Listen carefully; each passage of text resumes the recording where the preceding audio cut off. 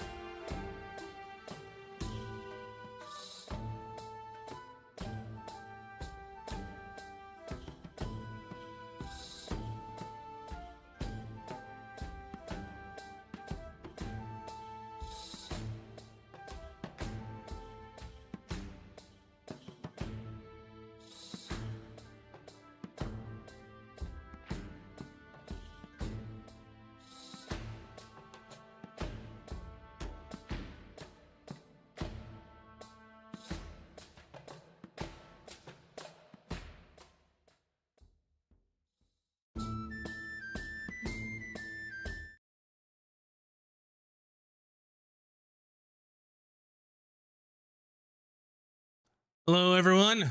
My name is Maximus. I'm here with Moves Like Jagger from the GGN crew and Virtual Spectre. We're here on Castles and Cantrips, Tome of Knowledge. I almost said Tomb of Knowledge for some reason. My brain was like, don't say it Oh, wrong. Don't say it wrong. throwing it back to episode 1 and 2. Yeah. At least I hit the right button this time. But You're leveling up. You're doing it. I'm slowly becoming an adult. Tomb of Knowledge sounds like a great place to adventure in. Sure. Yeah. Probably a lot of undead shit in there. Yeah. Like cross universes of podcast to campaign 2. Bunch of undead wizards. You know, you think like Tomb of Knowledge, is that the place where knowledge goes to die? What would So that it's look like the like? most useless knowledge, right? Half library, half sarcophagus place. Half cemetery. But anyway, Tome of Knowledge, of course, is our D&D podcast where we talk about whatever we feel like it, which today we're going to talk about creating encounters. But before we get to that, I'm going to say if you haven't checked out our YouTube, please do. We are now 66% closer to our watch hours goal. So go check it out. We got cool stuff that comes out. What is it? Mondays, Tuesdays. Nothing on Wednesday. No, there is stuff on Wednesday. I think damn near every day. Almost every day we got. Yeah.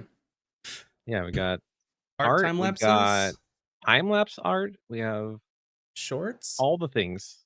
Yeah. Mm-hmm. Yeah, all the days. So go check that out. And thank you very much for watching and or listening if you're listening in podcast format. If you want early access to podcast formats, go check out our Patreon. You will get those on Sundays. It's the early access to it. Good stuff. Mm-hmm. We got some other things coming out too. I was just talking with Bun a little bit earlier.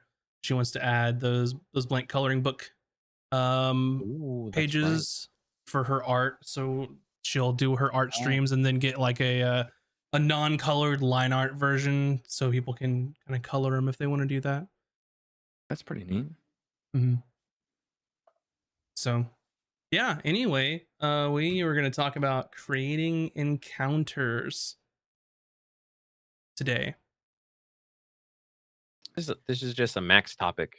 Y'all just gonna pull up a chair and take a listen. That's not true. I know you have made encounters specifically because you ran a one shot where you had to make encounters. That was the first time I had to put things together online because normally, that was my first time just DMing or doing anything online as a DM. So it was man, my nerves are going crazy. Yes. So the past couple of sessions have been topics that I suggested because I'm still learning the game and all the stuff in it. So the last one we did with God, my memory sucks now because I'm old. What did we just do last Monday? Magic items. Magic items, yes. Learning more about that. And this week, combat encounters. Like, how does the D&D do all that stuff? There seems to be a lot of planning involved, and I want to know more. So I went one step up. This is a good entry to this because you said combat encounters. So I titled the stream creating encounters, which is a very important distinction because one of the topics that I wanted to talk about is not all encounters are combat. So when you are a DM and you're going to create things, adversity or things to do for your players, it doesn't all have to be combat. You can always do combat if that's what your group's into, but there's all sorts of a myriad of other things. There can be like traps. You could do like exploration type encounters. You can do social encounters. You could do chase scenes. You could throw in my favorite, the skill challenge, to do any number of different things too. So not every encounter is a combat encounter. And what I'll say too is we use milestone on the stream, but if you are a group that uses XP, all those other types of encounters that aren't combat should give XP as well. because it's still an adversity or something that your group is overcoming for sure. So if they talk their way through diplomatically, or if they successfully negotiate some traps, like throw that XP their way, they deserve it. Heck yeah. I don't think I've actually done an XP campaign in many, many Earth cycles. I, I've played in quite a few of them, but just for my DMing style, like I don't want to deal with that. I really Seems don't. it seems like an extra layer of like stuff for the DM to keep track of and the players to keep track of. Yeah, it And I it feel like it works. Go maybe ahead. suits a certain type of player. Hmm. Like the ones that are looking for just like let's go in and just dungeon crawl and let's fight and level up and I think that it's also very well suited to games that aren't necessarily directly story driven. So a lot of like campaigns that are kind of drop in, drop out, or like West Marches style, where everyone like leaves from a hub, does stuff, and then comes back to the hub. Like that makes sense for XP as opposed to Milestone, in my opinion, because the story is kind of what they make of it. So that's something where I think XP could be useful, but it's really whatever. Either way, I'm more of a fan of Milestone, but Yeah, because if you have an Adventure League character, which is like a sanctioned D&D character that you could take to any mhm. table, like particularly like at conventions or at Gen Con, they do a lot of Adventure League stuff. So that's where XP is more relevant or important. Yeah, Because they have to yeah, do XP. those games like people just join a table and they jump in and jump out. So like, but it's kind of weird because some people are like, oh, I have a level 9 character, and it's like, oh, I'm a level 2 guy. So how does that work? I don't know. I've never done it. So I didn't know that was a thing. Mhm. get a cool little card and everything. Hmm. They're just it's like a pre-made thing. Like you just pick one. It's very highly regulated, very specific on what DMs can and can't do, very specific on what players can incorporate and what they can use, that kind of stuff. That's So kind of neat, actually. made it to where Mm. it's easier to just jump in if you don't have like a home game yourself. But Well, let's say some hi to people. Yeah, we got Chiba, we got Nicole, Bun, Nina's here. Man, we got Zeus, Woodstock. We got a whole bunch of Mm-hmm. peoples. hi everybody, good to see you. This super cool guy, Moob Likes Jagger, subbed for 31 months. He's a cool guy. Wow, we tricked him for like 31 months. What a Long time. sucker. What a sucker. Oh man, thanks everybody though who does support us, because that helps us afford music and maps and stuff like that, and subscriptions for our server to run our game and all that stuff. Whoa, shots fired Um, from Bun. More like noobs like Jagger, am I right? dang. Oh wow. I need some burn ointment or Yeah. something. I think another Although go ahead. great guild name. Noobs like Jagger. Yeah, Yeah, that it's a good is. one. It's a good That one. is. That is. I think aside from like what we kind of scratched the surface on encounters, and I know that you haven't built anything VS, but I think you could also weigh in on like what's interesting to you as a player too. But I was gonna dive right into it and kind of fall in that same theme of like not all encounters are combat. So when you do have a combat encounter, I think it's really important to create some interest, right? You can only get away with this side versus this side and y'all fight until everybody dies. You can only do so many of those before it gets just really kind of boring. And you know, the monsters can't carry it all to make it interesting.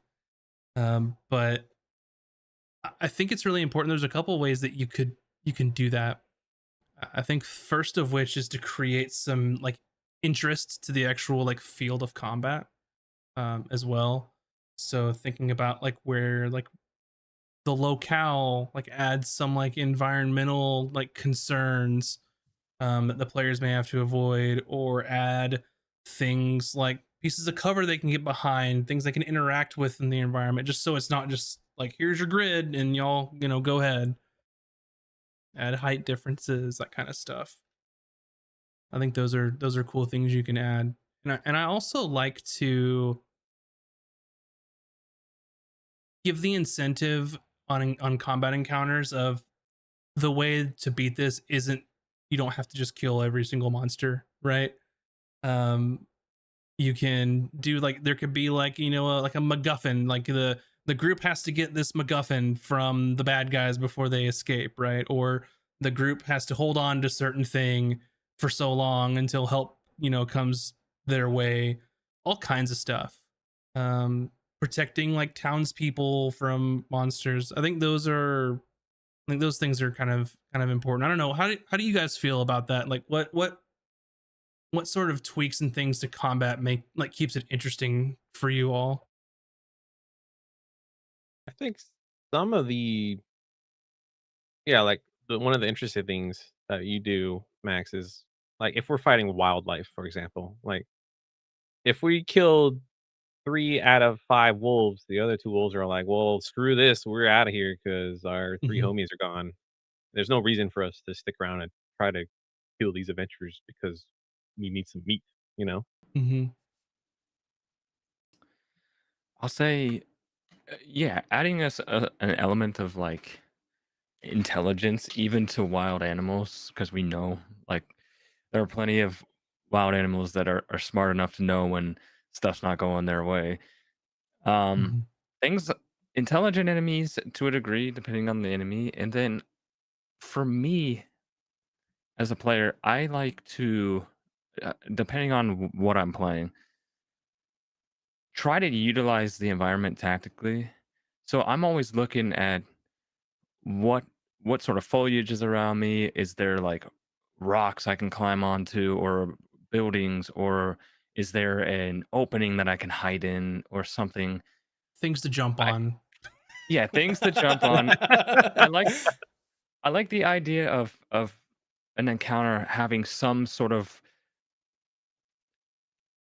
tactical tools for the player, but Hmm. also on the reverse side of it, those same sort of things can also be used by the enemies. And I think Hmm. when you put an encounter together, like I'm thinking of one of our early ones when we met those two pirate lads. I can't remember their names now, but they had a bunch of Oh, goblins with them. the the lizard folk dudes in the tower? Yeah, they had a bunch of goblins with them, and there was with bows and stuff, and they were up on like ledges up high, or hiding behind like broken down stone and whatnot, and it just created this element of like trying to find tactically the best way to navigate the scenario. Anytime an encounter gets me thinking like that is super fun. Hmm. But of course, I also like encounters where we're in a room and there's the big bad, and it's literally just use all the stuff like end of campaign, use all your tricks, all your Hmm. damage, and just try to whoop ass and without, a whole lot of extra puzzle solving involved. So, you know, it just depends, right? What's going on? Kurzak Some and of the more Karzak were the lizard folk, by the way. Kurzak and oh, that's Karzak. right. Hmm. Potential crewmates, possibly? I think yeah, going back to campaign 2, one of the more interesting encounters was avoiding an encounter. When we Hmm. were spoilers if you haven't caught up yet. When we met up with the druid and we were able to kind of negotiate, then you Hmm. revealed that there were much more people surrounding us that we weren't even aware they were there. Yep. So if we would have been like, you know what, screw the druid and this dwarf dude, let's go. We're gonna enter this place. And then we would have quickly realized that we were surrounded, and that would have been maybe a much more difficult encounter than we were anticipating. Yeah, Yeah. that's a good point, and I think it's cool too to give your players some options of how to handle specific encounters, and without going too deep into that one, it's you encounter some people, and they're in your way, they're an obstacle to what you want. It's like how do the players handle it? They don't. Giving the players options and agency of how to solve their problems, I think, goes a long way. Because in that case, like I was prepared for a combat encounter if they just wanted to start whooping some ass, but uh, it's totally okay that you all didn't either. So in that scenario, if we were using XP, you'd be awarded XP for avoiding the fight and negotiating too. But yeah, I think it's interesting. And I think in some encounters where you might have stepped into a situation unwittingly as a party, and like I'm not saying this is how you planned it, but with the bugs on our last session, those bug enemies, where we kind of Mhm. like came across a space and they happened to be there. Those scenarios where like stuff feels like it can get out of hand quickly, where there feels like there's enormous amount of pressure to either kill everything or to find some other way to get out of the scenario.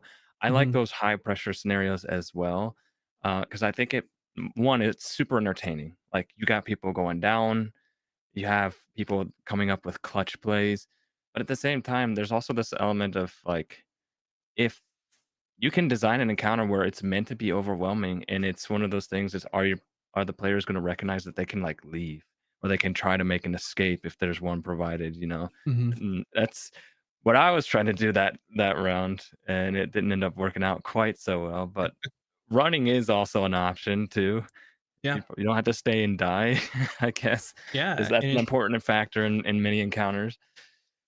running is always an option, and as the DM, you deserve the right to heckle them for it Mhm. too, which is the coward's way out. You'd like to flee? Sure, you can go ahead and do that. That No, and Have that's an what enemy that talks crap as you're running away, yeah. yeah. Yeah. But that's another point, not another topic, but no, it is another topic, but that you can plan an encounter, but the players determine how the encounter is going to play out. So Mhm. like we could have easily just focus fired, kill the bugs, but we were like, well, this they are hurting big time, so we better run. And Mhm. things got things got bad quick. Mhm. Basically, I made the decision early because I got spooked by the damage. I'm gonna be straight up honest. I took a Yep. brutal hit that, like, took almost all of my health immediately, and I was like, "Ah, okay. Now there's, like, 3 of them, 4 of them, 5 of them. We gotta go." Mhm. Yeah, and I think too, it's important is like encounter difficulty. You have I think you have to have some balance, but you can't make every encounter like a pushover for your players because it's not going to be fun, right? If they're just killing everything in a single hit, taking care of encounters and causing no like challenge. Like you've got to make it challenging, and that's the tough part of just like the balancing act of making an encounter like hard enough. Because you also don't want to make every single like combat like deadly, depending on how many encounters you have per day, which is a whole other topic that there's tools for. But yeah, it's definitely a delicate balance. But I think it's important to make combat interesting locales, Mm, environmental stuff, objectives, like something. So like early on, I think when some of the first encounters in campaign 2, and I'm going to just speak vaguely here, is um one of the first encounters is all you had to do was get to the thing and go, right? mm. Get to the boat, sail away, or get to the cart and leave. That makes things interesting because the players can decide, well, how many of these people do we take out? Do we just try and run for it? Things like that. Yeah, you could take like those encounters, for example, like there's a bunch you're fighting a bunch of bandits, and then there's a bandit leader, and uh, you can just focus on the leader, and if the other bandits see the leader go down, then they can either surrender, run away, or they're gonna be bloodthirsty. But there's like multiple possibilities that outcome can come from the encounter depending on how the NPCs or the bandits think, you know? Yeah, and that brings up another good topic that I wanted to talk about, or like you also said it too. VS is making like intelligent enemies. I think Mhm. that goes a long way, because if the players are every encounter they have to kill everybody, like that doesn't really make a lot of sense, and it's kind of repetitive. But you kind of have to put yourself in the shoes of who your enemies are, like who the monsters or NPCs or whatever that you're playing. Um, so like you said, like if it's a set of like beasts, when things get a little too hot, that meal's probably not worth it for them, and they're just going to conserve their energy and leave.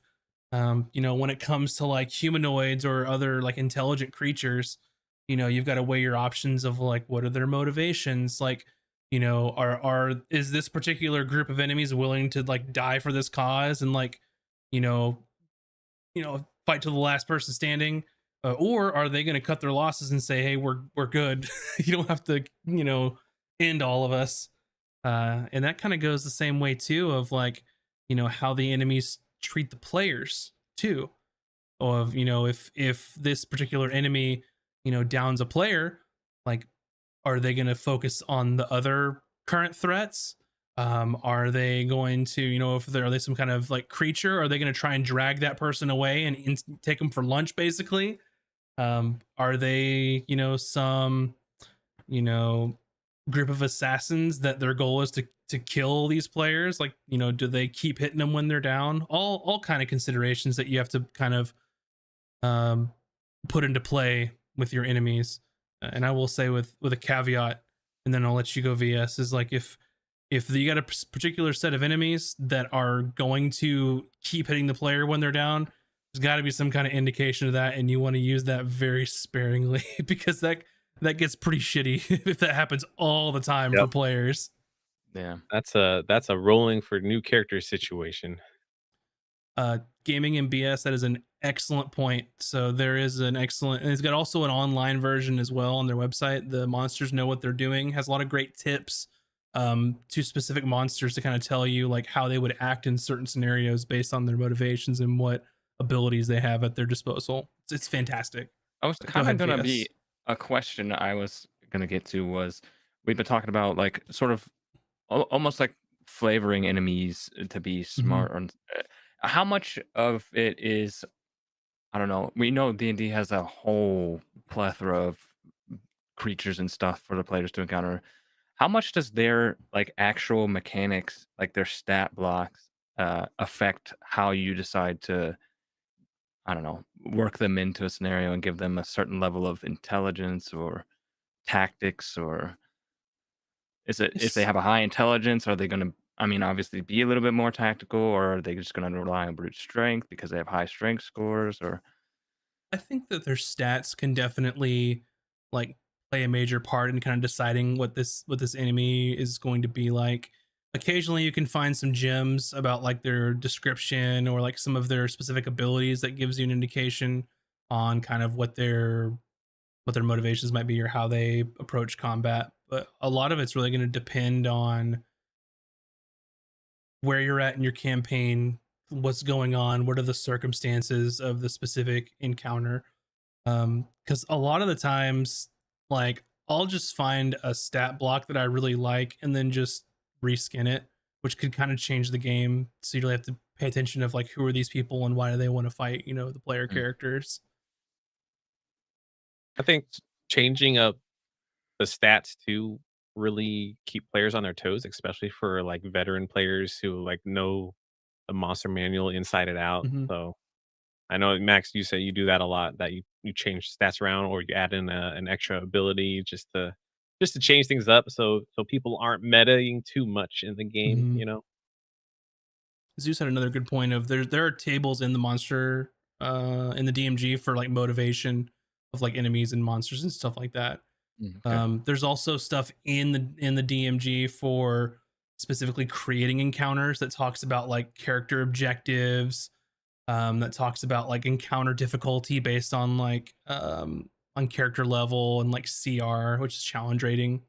There's all kinds of that, and it talks about how to modify XP for multiple monsters, party size, even there's like multi-part encounters, which is interesting, where you could have the first half of the combat goes one way, and then if something happens, which changes kind of the landscape of combat as well.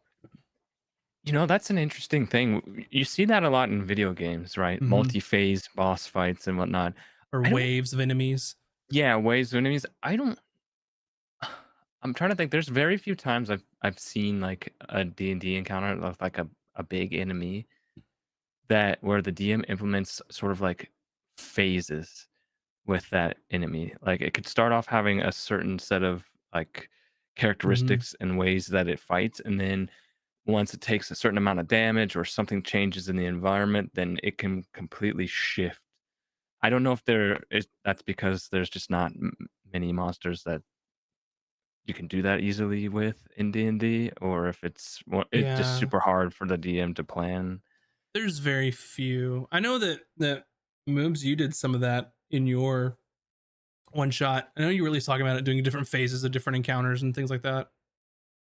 For boss fights, I'm a big fan of phases. It kinda gamifies Mhm. D&D a little bit if you plan bosses that way. So I typically like to do 3 phase fights or encounters when you're fighting a boss or a big bad. So usually phase one is pretty simple mechanic.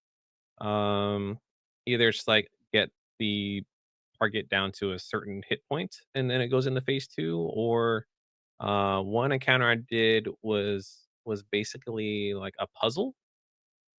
So like the boss was channeling, and they had to disrupt the channeling by solving this puzzle, which was fairly simple. I didn't want to overcomplicate it because it was like a boss fight, and then that brought into phase two where you're fighting like this caster, and then phase three they I don't know, I'm just gonna make it up, but like they infuse themselves with demon blood, and the big stage three is like the big fight, and you have to take down this demon infused wizard. So I like to plan my boss encounters like that. Yeah, and you can also do stuff like, so when it like multi-part encounters, not just like phases of one enemy, but I mean, off the top of my head, you could do almost like a oh, what's the word I'm looking for here? Like a tower defense style encounter too. You could have Mm. your party in a specific area that they have to defend, and it could just be straight up like you have to survive 10 rounds. Like that's all you have to do. You don't have to kill every enemy. You just have to survive. And you could, Protect this small village from oncoming waves of enemies, sort of thing. yeah, and you could give them like the enemies are going to come in on these rounds, more waves. They could have rounds of like in between where they can fortify themselves. Try and do some things to make the next wave a little easier. Like all kinds of stuff. It's really just based up to your imagination, really, of what you want to do. But I think it's important when you're making combat encounters to just not throw a lump of stat blocks at them and say, okay, kill these things.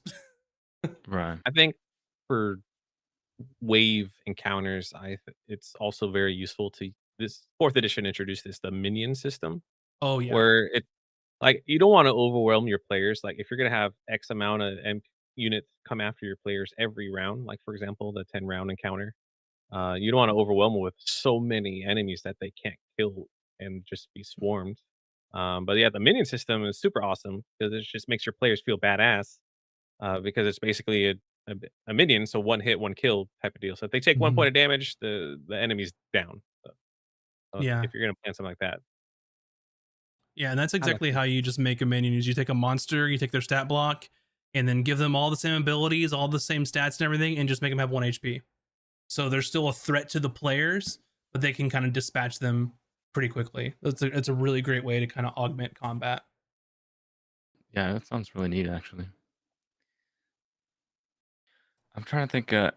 In terms of environmental, like using the environment, we've been talking about enemy behavior and whatnot, but one of my favorite things, uh, one of my favorite encounters from our first campaign was when we were in Emberholm, Hmm. and there was a section where we were fighting undead, essentially zombies, but there was lava. There was like Hmm. Yeah, places where you yeah, the can, same thing. and I love it when there's an encounter where there's environmental hazards that are dangerous to the players, but also allow players to maneuver enemies and to utilize those same hazards to eliminate enemies. It just makes the players feel super smart and feel good Hmm. when they can like just chuck somebody over a ledge and drop them into a pool of lava. It was a really cool setup, and I had a lot of fun that fight. It's one of the encounters that stuck with me the most because I think I was able to throw one or two Hmm. zombies in or kick them into the lava. So anytime Yeah. there's lava or waterfall or just a chasm or something where the players can do cool stuff to the enemies, but also there's that aspect of the enemy might be able to do that same thing to you, so be careful. It's always great. How much lava damage did you say it was, Max? If it was like Let me 20 look. d6s? It's in the DMG or in the player's handbook, one of the two. It's a lot and it's like per round, right? Yeah. If you're Let's still in it. see. Yeah, if you're submerged in lava, it's 18d10. Ooh-wee. Yeah. You done. Per round. I think if you're Yikes. on top of it, it's like half of that. Well, speaking of environmental, calling back to campaign 1, which was very memorable to me, is when we fought uh Vom Rule, a dragon, where we started in one location, Mhm. and then I think We went into who water. fell who Uh-huh. fell over the cliff? Was it Bun or Valkan? Was it One of All I know was is y'all. it we Bryn or Val? all ended up jumping off, I think I think. someone went over because they were in the clutches of the dragon, and the dragon went over the cliff into the lake. Mhm. So by environmental, you could change the scenery. You could change locations mid Mhm. fight. So something like Mhm. that was pretty cool. Uh, 'Cause that adds a going whole from like other sort of problem is like not only do we have to fight this thing, but you got to make sure you don't drown as well. You Right. just can't stay yeah, underwater. well, we're swimming, we're fighting on land. Now we're swimming, trying to fight a dragon who fights very well in the water. Yeah, that was early in campaign 1, man. That was early. Mhm. Really, really, yeah. Hope you're proud of me, Max, for remembering your big bad name. Yeah, I am very proud. I am very proud. But yeah, like what you were saying, Game and BS encounters with synergies, so lava and like magma methods, of which you all have experience with that. Another encounter where you talked your way out of it instead of fighting. Specific monsters in water um, that are more akin to being in the water are also interesting too. So Yeah, like water elementals that are inside of a body of water that you can't see at all unless they're moving. Yeah, I think yeah, one of the last encounters of our first campaign, we ran across it was that puzzle bridge thing, I Hmm. think, right? And there was like a section of water below that ended up having, I think, water elementals come out and fight us. Or Hmm. I don't know if they were elementals or some other water thing. Hmm. Yeah, some kind of elemental. Yeah, just one thing that I like to do. Or a splice water, I remember saying that. Yeah, one thing that I like to do when I'm like building encounters is I really like to take into account like where they are and like what they're doing, because I think it makes it much more thematic. Is you know in the past couple episodes they've been in a jungle, like what kind of things would be in like a jungle environment, like what kind of monsters would make sense there. um Trying to include some things like that and trying to plan those encounters out, and kind of I think one of the hardest things to do for me as a DM is to sort of tune encounters to make sure that they're hard enough but not too hard, not too easy. There's a couple tools that I use actually. So we do most of our stuff on D&D Beyond. So D&D Beyond has their encounter builder that's kind of built in now. It's still in beta, but it basically takes, the things like the monsters that you have access to. It'll let you connect them to your campaign, let you enter in, or it'll take it from the campaign like, oh, we have, 5 level 4 characters, and the more monsters you add, it'll kind of give you a scale of how difficult the encounter is. So that's built in if you do all your stuff online with D&D Beyond. But there's plenty of other like free tools as well, because I know not everyone likes to play online. Not everyone wants to give D&D Beyond their money.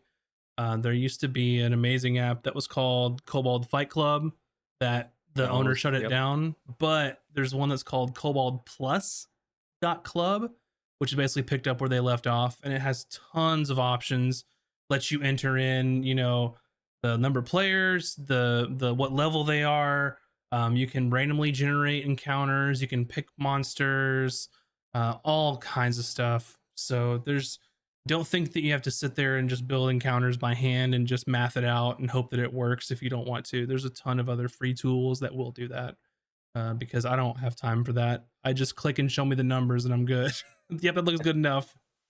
The one I use, and I use this for random encounters. Um, and then or sometimes because I'm lazy is another free resource is Donjon.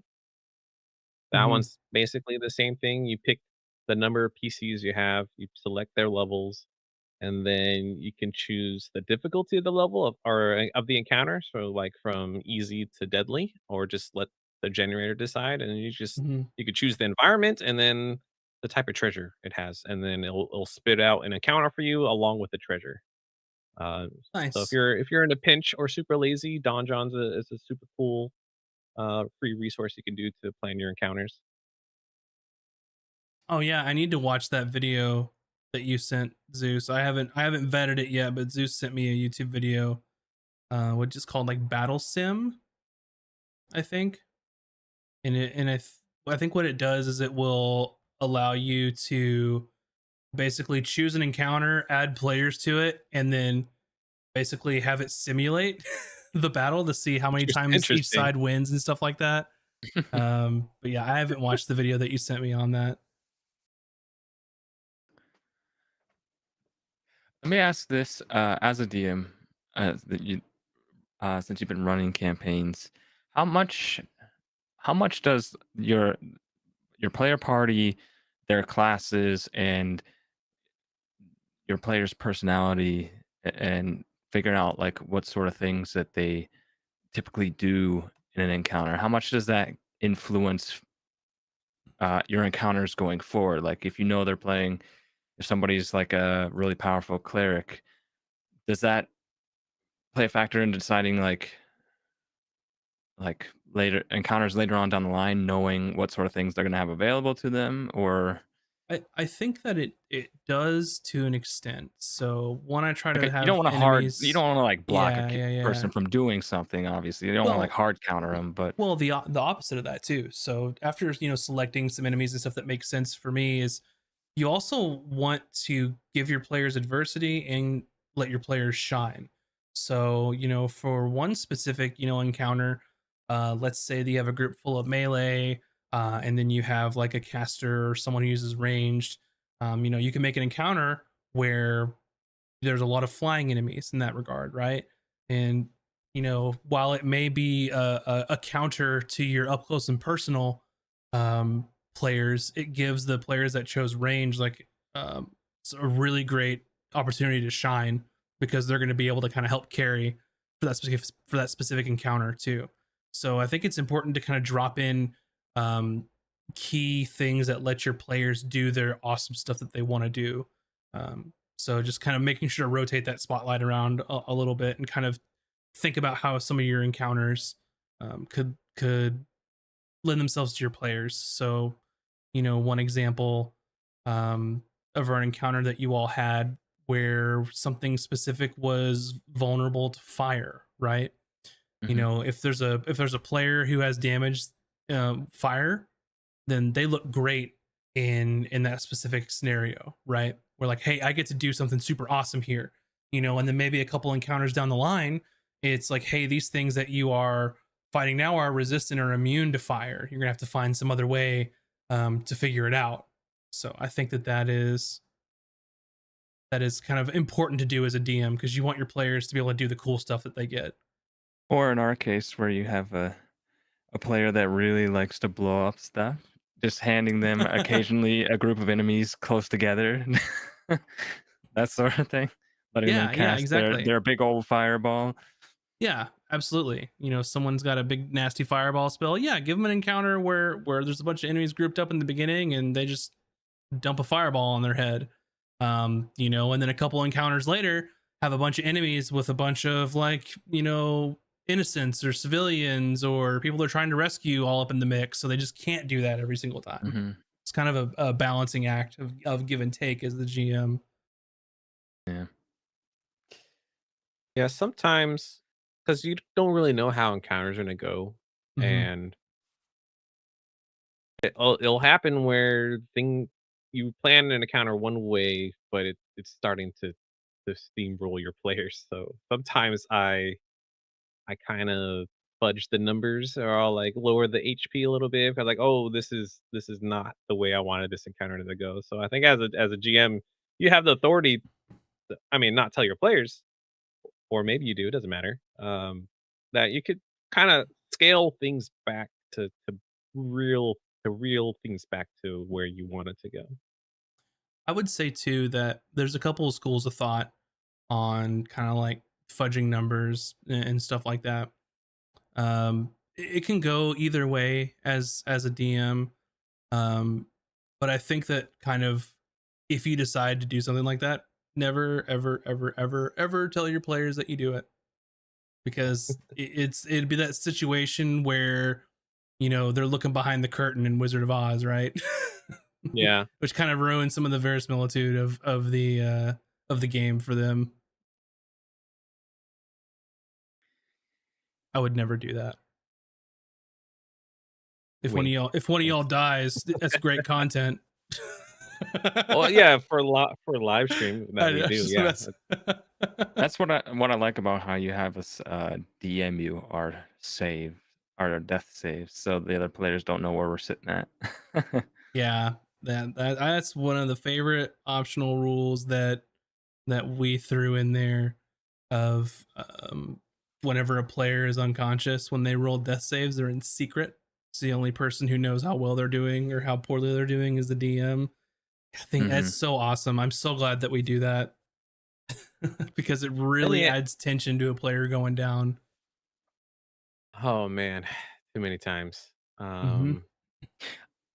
I uh, I love that sort of stuff as a player myself. Like I'll even withhold certain information. Like if I took like a big hit and I'm looking like very close to dropping, the only thing I'll say maybe is like, you know, I'm not feeling so great, but I'm not one to say, hey guys, I have like 8 HP left. I won't normally say that. I like Yeah, a certain element of like the other characters, they're not necessarily gonna know other than visually, like I might Hmm. be bleeding or something, but they won't know how close I am to dying unless I'm like, "Hey guys, I'm almost dying," or something like that. I Hmm. like that little air of, you know, that's why I Yeah. try to add details. Like if my character took a big hit, I would kind of relay that information through description. Like, well, I'm like, oh, I'm gonna swing at this guy, but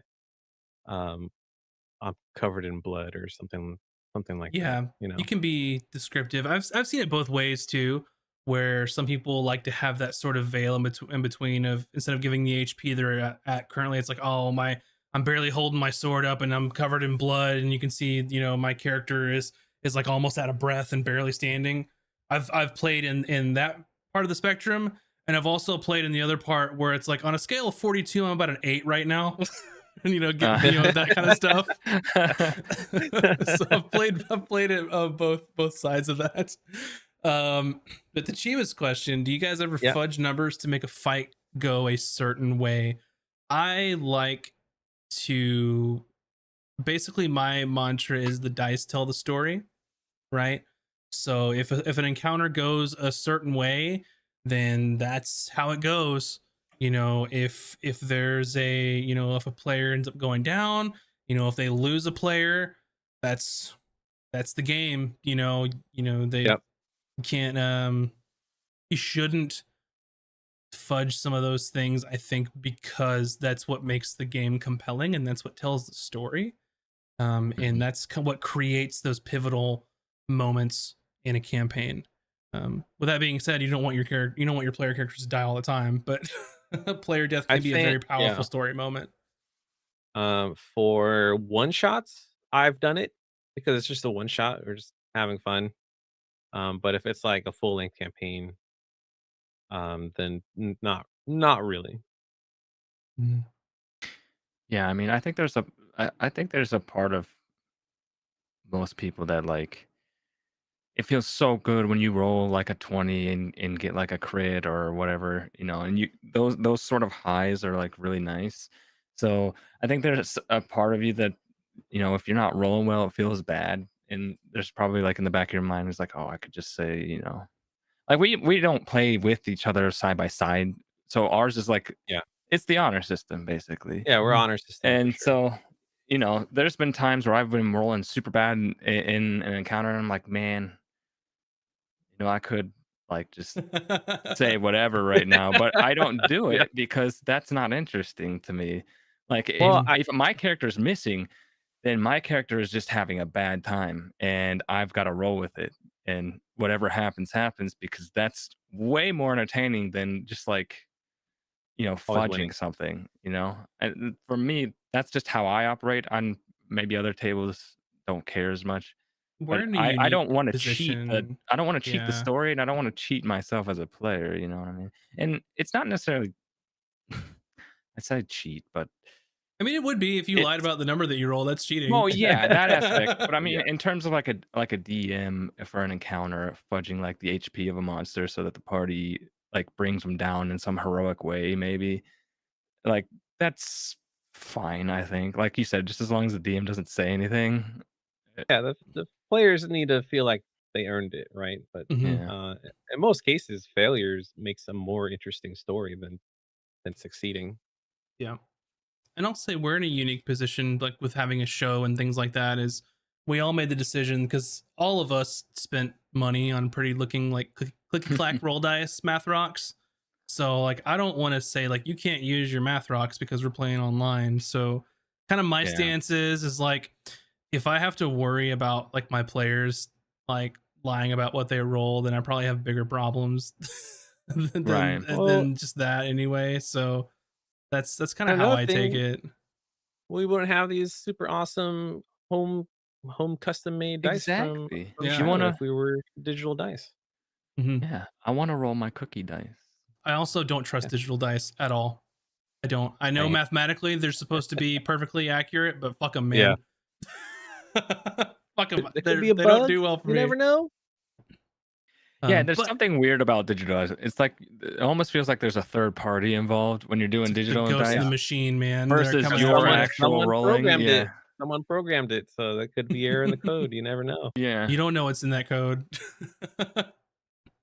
But yeah, and if that ever becomes a problem, I think if you're playing an online game, like, and if you're ever having to worry about that kind of stuff, just pull the lever as a DM and be like, hey, we're only using digital dice now. Sorry, get a dice bot, use D&D Beyond, whatever. Yeah. I mean, it's Almost, up to the group. yeah.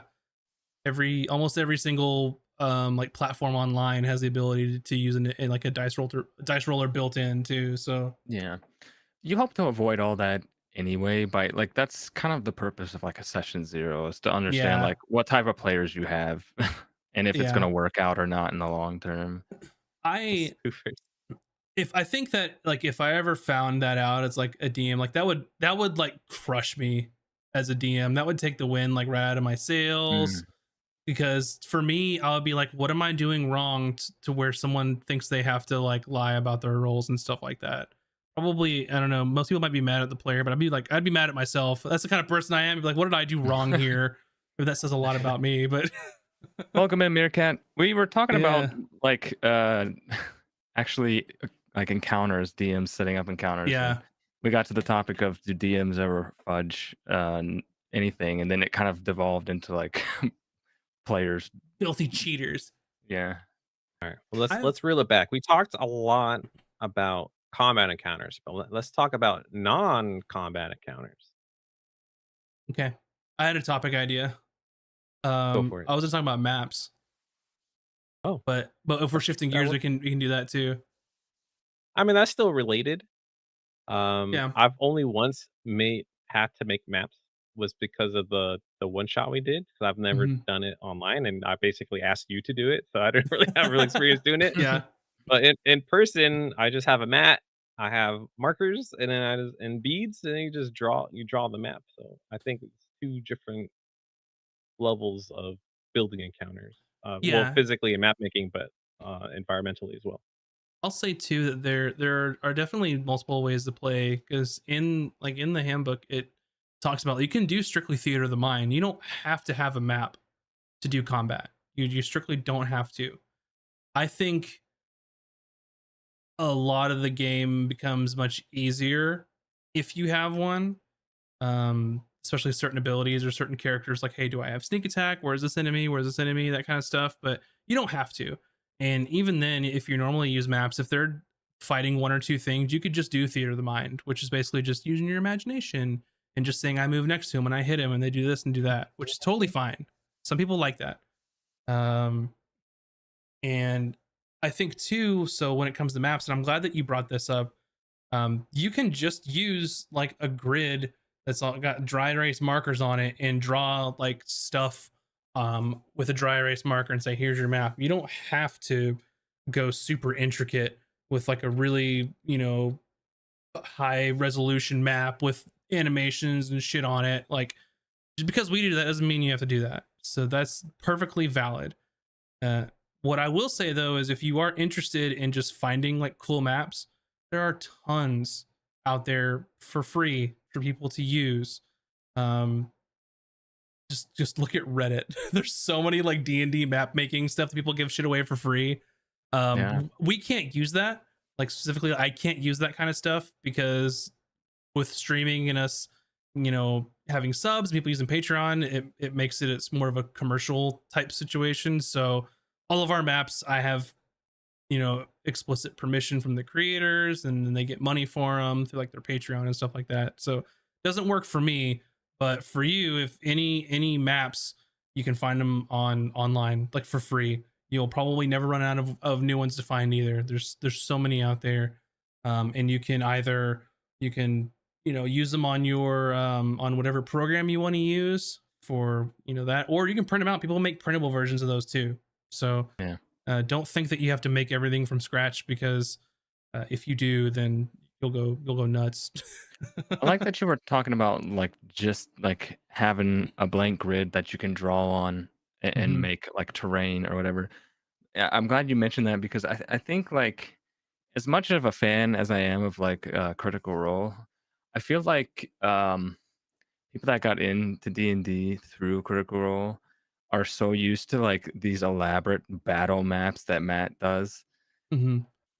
That's not how it has to be. Like No. you can simply have like a grid paper and draw like Yeah. your environment. And if you are the sort of crafty person, there's like kind of expensive like builder things, but you could go to like, I don't know, a craft store and get like stuff to make trees or whatever. And there's cheap Yeah. and like easier alternatives than trying to set up like this crazy like Yeah. multi-tiered map.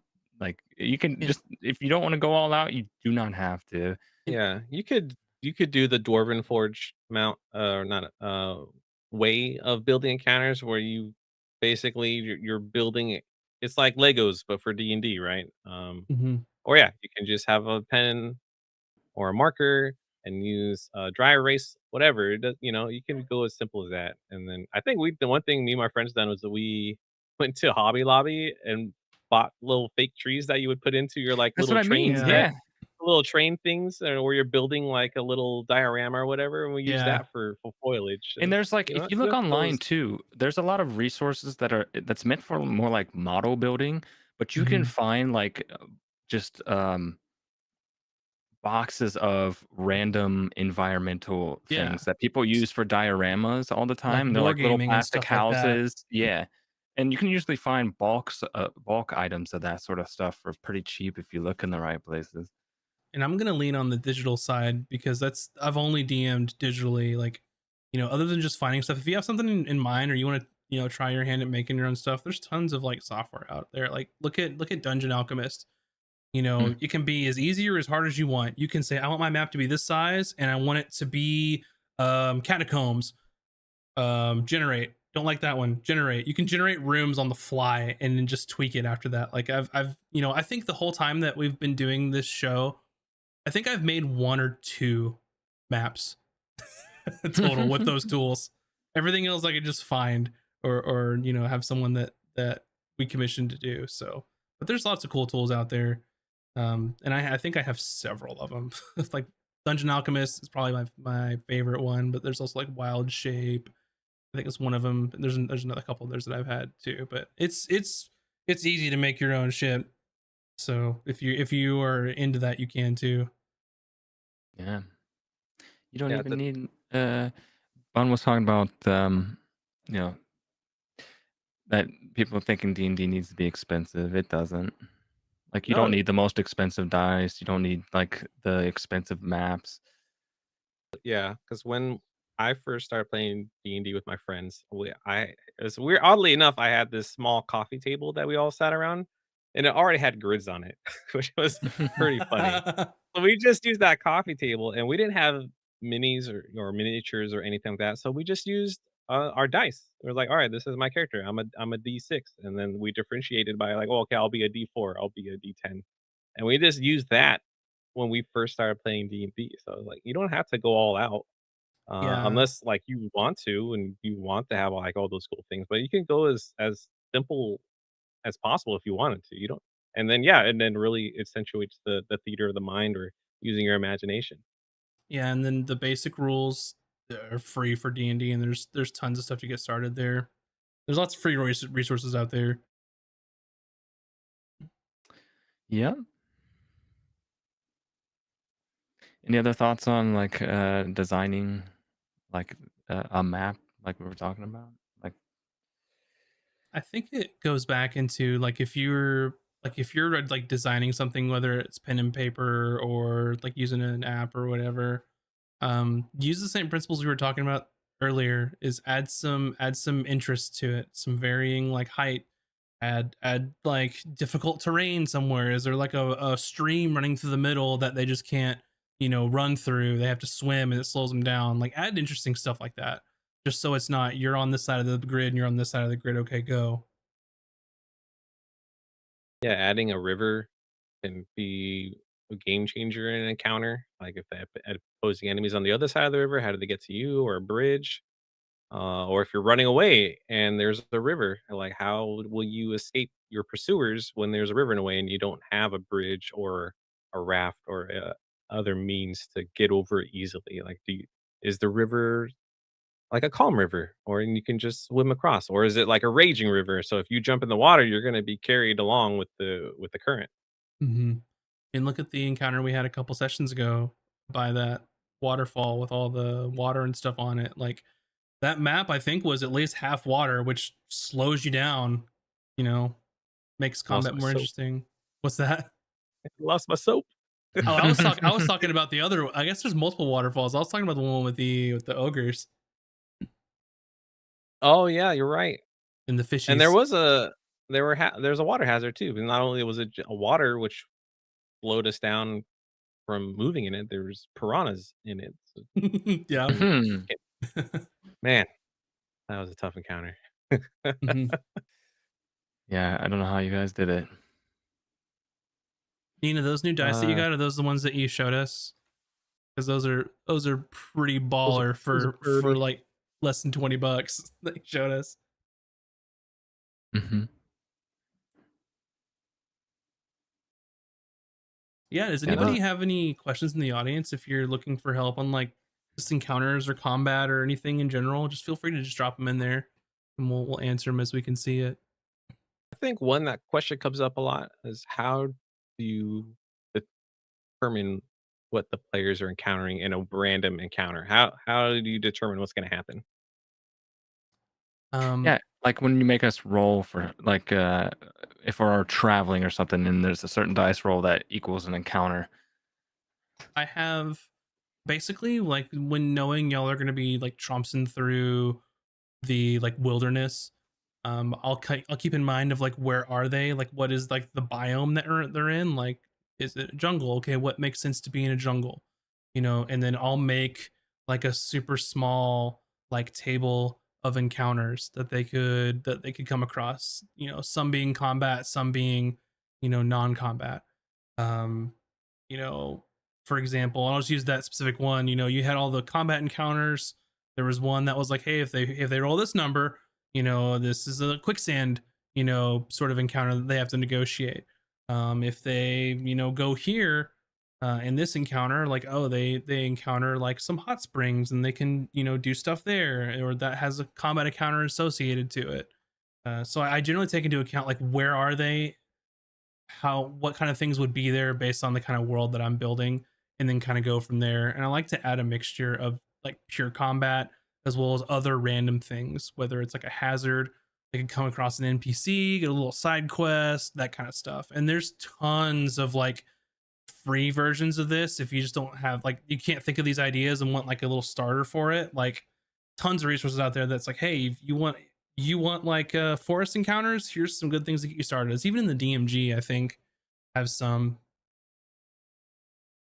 Yeah, Gaming MBS says Tomb of Annihilation DM screen has random encounter tables based on Mhm. terrain type. Yep. Yep. Was that in the DMG that they had it based on terrain type? Or am I thinking of it's either the DMG Xanathar's or Tasha's? It's one of those. I'll find it. Yeah, it could be. It was a Volo's guide, Zeus thing. Polo's Guide has one too. Mira kind of had a question. Xanathar's has random encounters tables based on the environment. What was Meerkat's question?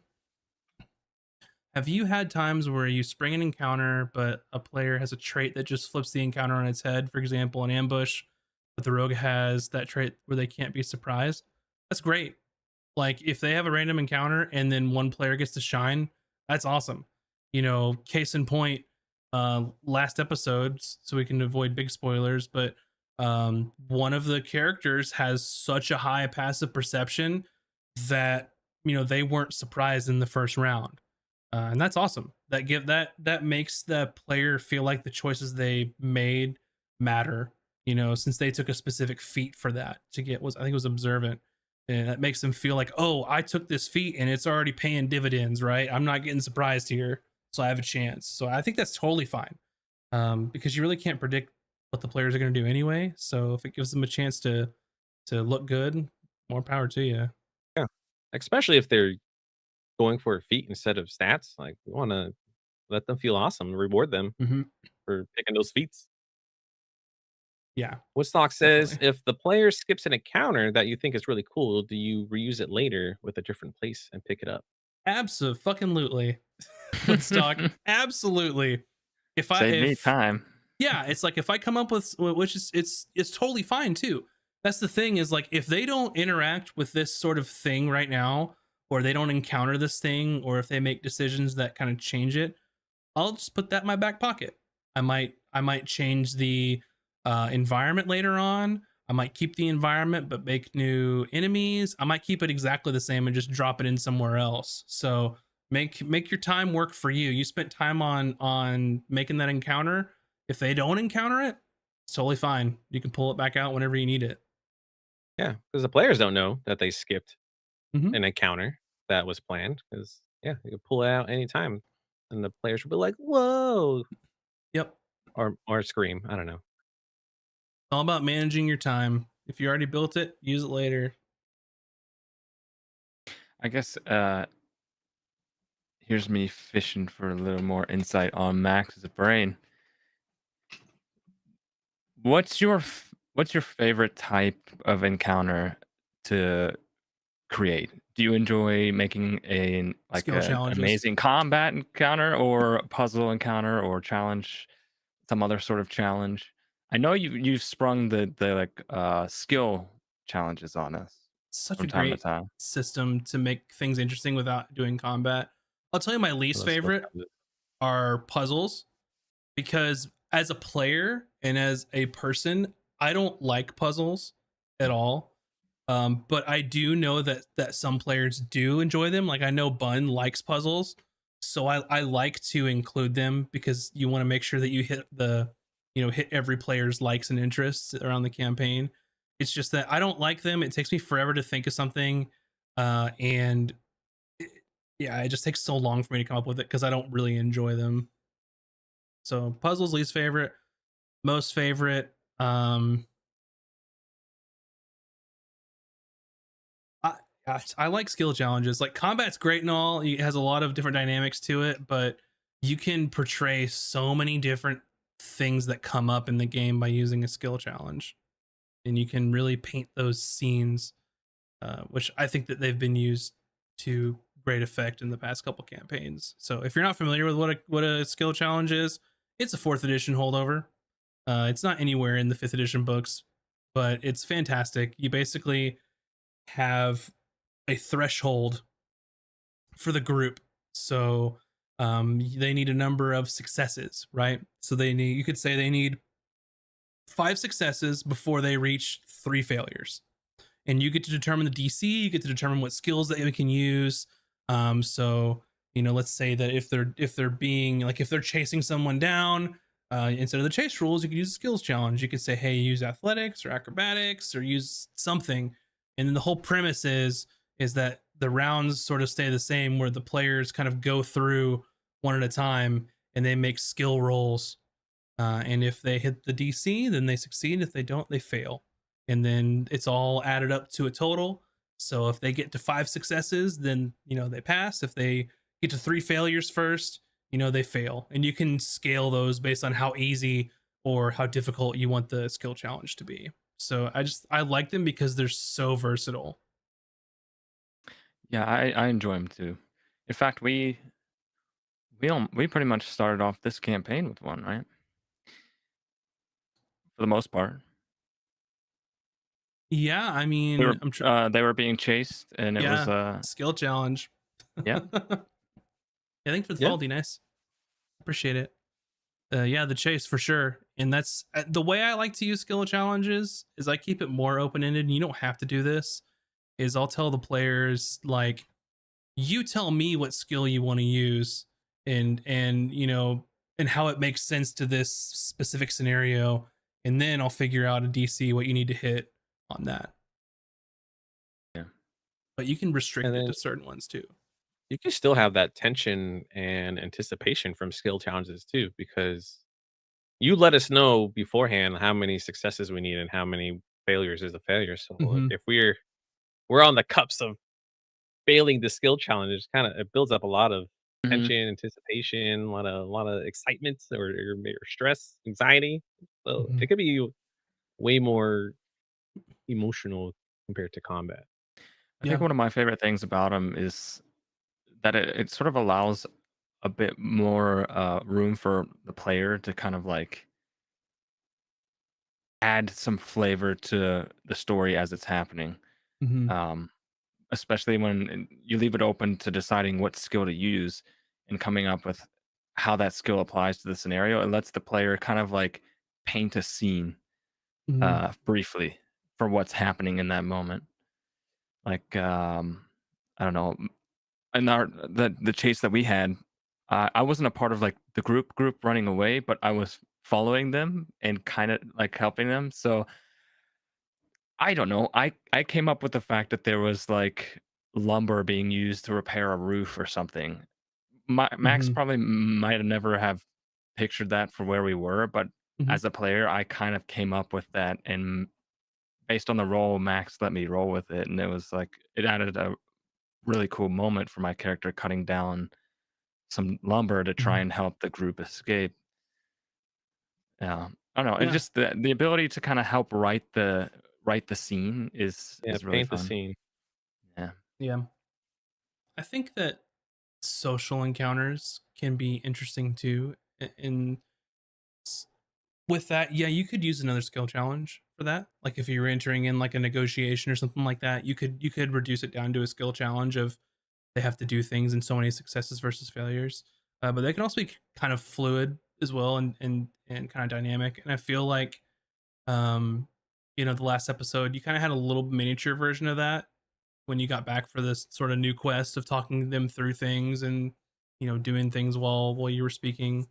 A little bit of skullduggery going on, but I think that social encounters could be interesting too, specifically if in cases where if the players need something and that NPC has that something that they need, and trying to figure out what they're willing to do to get it. So it can be just as interesting, especially with like high ranking figures, or let's say they're brought before like like a monarch or something like that, or yeah, it can be super cool. Yeah, we had some really cool social encounters like that in the first campaign. Uh, I was thinking of the resort Yeah. that we were at, like the Mm-hmm. vacation resort. Everybody had a sort of like scenario that none of it was combat. it was more social situations and trying to navigate, uh, trying to get people to work with you. Like I know an NPC that we had that was working with Moves' character, Mhm. and then I was like working a card game or something with a bunch of other like rich NPCs. So there's like a whole bunch of stuff going on at the same time, and all of it was like mostly social. So Yep. it was really cool. Yep.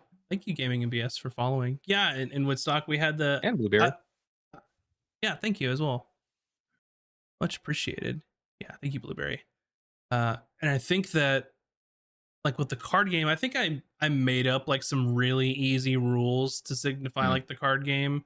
That was just something I just had to make up, trying to figure out how to keep the game moving, but have some gaming element towards it. But yeah, a lot of skill challenges in that uh, campaign one little adventure, Resort Island for sure. And yeah, Chiba, social encounters like setting a bar on fire your first day. No particular reference Oh to that man. or anything.